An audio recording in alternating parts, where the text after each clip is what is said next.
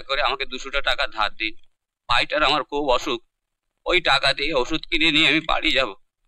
তার মানে টাকার সঙ্গে বাড়ি যাবার জন্য তো আবার ছুটিও নিবি? তো 2 দিনের জন্য আমাকে ছেড়ে দেন মা, ভাইটাকে একটু দেখেও আসি।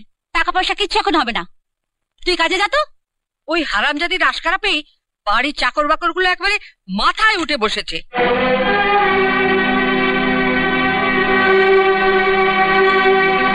মা, আলমারির চাবিটা দিন তো, টাকা বের করব। এখন আবার টাকা দিয়ে কি করবে? হরিকে দেব, ওর ভাইয়ের ওষুধ কিনে নিয়ে যাবে। আমি তো হরিকে বারণ করে দিয়েছি। আপনার কাজ আপনি করেছেন, আমার কাজ আমায় করতে দিন। নিজের খেয়াল খুশি মতন চলে তুমি কিন্তু কাজটা ভালো করছো না সপ্তমী।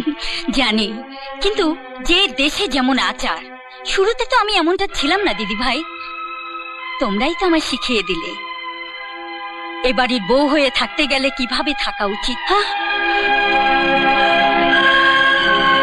যা, আপনি চাবিটা আমায় দেবেন কিনা বলুন, নাকি আমি চাবিওয়ালাকে ডেকে?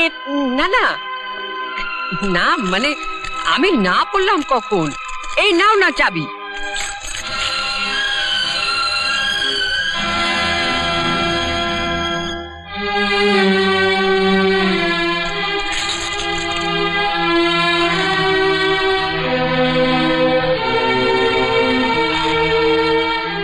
এই টাকাগুলো তুমি রাখো হরিদা।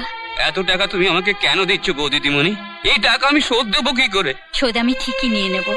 তুমি যখন এই টাকায় ওষুধ কিনে ভাইটাকে ভালো করে তুলবে, তখন তোমার আনন্দের চোখের জলের মধ্যে আমি মিশে থাকবো।